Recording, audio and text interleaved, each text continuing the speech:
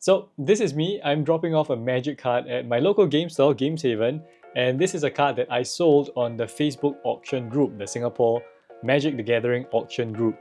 And Games Haven will store it at their store until the buyer comes down to collect it. And this is totally free of charge. This is a drop-off pickup service free of charge just for the Facebook auction group, which is open to the whole Singapore Magic the Gathering community. Whoever wants to can just list or bid on cards on the group. Honestly, it's a great place to buy and sell cards, or just as a buyer to scroll through and find some bargain deals. And the thing is that these stores, these LGSs, actually have their own stock. They sell singles as well. Most of them have an online web store where you can buy singles directly from them. So in a way, providing this service is kind of a conflict of interest because they're selling the same things as the people on the Facebook group. And I don't know, does this happen where you are? Does this happen at your own store? Let me know, because I think this is what makes the secondary market, the Magic market here in Singapore, so unique. But now, there is a new competitor on the market. It is the TCG Marketplace. And by the way, this video is not sponsored by anyone. I do have some affiliate links down below and a web store if you want to check those out to support this channel. But I just find it interesting. And it's a new thing because this Facebook group, although it's great, it's also not perfect. For example, as a seller, there is a limit to the number of listings I can have. And I also have to manually upload photos of the cards and track the listings by myself and notify the winners and contact them and arrange the drop-off and pick-up and all that. It's all done manually over Facebook. And also there's a history of scams in the past whereby you send the payment first but then you don't get the card, and then there's really no way to track who scammed you basically. So the question is, can this TCG Marketplace solve some of these problems? So I decided to go test it out for myself, and I found that as a seller, there are multiple ways to upload your listings. For example, you can just bulk upload a whole bunch of singles, or you can just find a card online and then click on a button and list that exact same card. There's also a few buttons you can press to immediately select the card condition, whether it's signed or not, whether it's foil or not. And very interestingly, you can also have a listing, but you can convert that to an auction instead.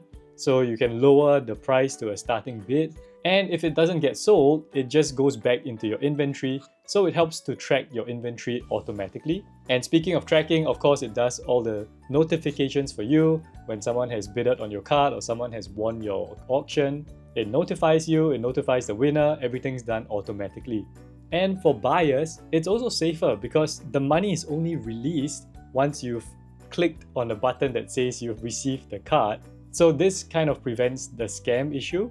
So the partnered stores are currently a few shops in Singapore and Malaysia that offer this drop-off and pickup service for the TCG Marketplace. This means that a seller can drop off a card, for example, in Chinatown, and the buyer can have it picked up at Jurong, which is on the other side of the island. So I believe that LGSs can just apply to join. And at the same time, I think this makes it a more even playing field for LGSs because they can upload their inventory onto the platform and then compete for sales against the entire secondary market here. So of course, with all these added services, there are some additional fees, but everything seems quite transparent, so it's really up to you whether you find it acceptable or not.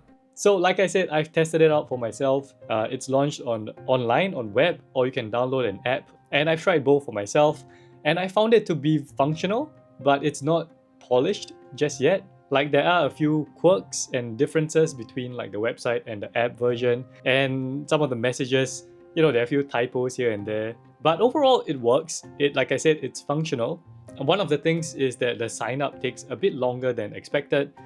You are required to verify your phone and your email, which I guess makes it safer because that prevents multiple accounts being used with the same number and email. And if you want to take advantage of the store drop-off and pickup, you do have to set a preferred location, which is part of the settings. So it doesn't happen when you check out, it kind of happens. You have to set it up beforehand.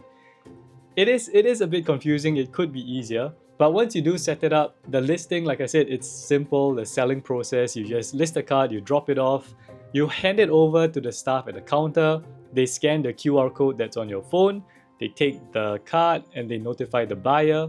And then as a buyer, you get the notification that your card is ready.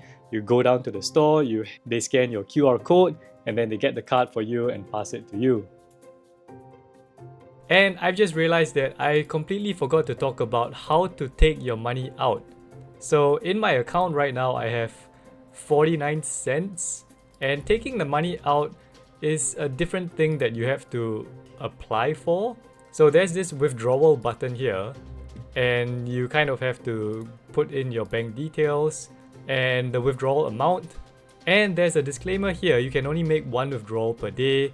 There's a cutoff time, it takes a few days. So they're definitely trying to keep your money in the platform so that you just stay on the platform more. And I guess at the end of the day, it's really just up to you whether or not you want to go through this extra hassle to withdraw your money. So after using it, I do think that the process is very simple once you've set everything up. It's pretty much like ordering cards from online, except that I do feel safer. I have a better peace of mind knowing that everything is tracked automatically and that my money is safe. It's not going to get released until I verify that the card is what I ordered. As a buy and sell platform, I find that it's great if you know what you're looking for. Like I said, like buying cards from online, you just type into the search bar the card that you're looking for, or you can even type the merchant's name if you know the merchant.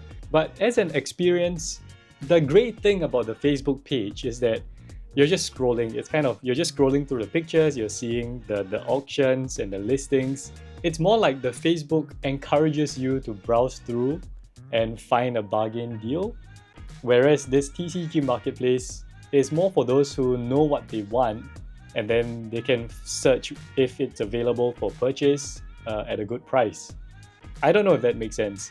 But I guess what I'm trying to say is that the Facebook auction group just seems like a more fun way to buy cards. It encourages you to impulse buy or impulse bid on certain cards. It's like, ooh, this Teferi's Protection is starting bid is like $25. You just type it in. Whereas this TCG Marketplace has a whole bunch of benefits, but it just doesn't have that same experience of scrolling through pictures of cards and finding a good deal. But otherwise, like I said, the app, the web store, it works great. I could easily find the cards that I was looking for. Of course, it is still a new thing, so as more sellers use the platform, there will be more cards being listed. And if it does take off, I do think that it is a very useful tool because you can also track the price of the cards. So we'll see where this goes. It's really interesting that this has come out in Singapore. And yeah, I want to get your thoughts on this as well. Like selling cards, auctioning cards, bidding on cards, dropping it off and picking it up at local game stores. What do you all think of this? If you're a consumer or if you're a shop owner, leave a comment down below. And thanks for watching. I hope you all found this interesting. See you all next time. Bye-bye.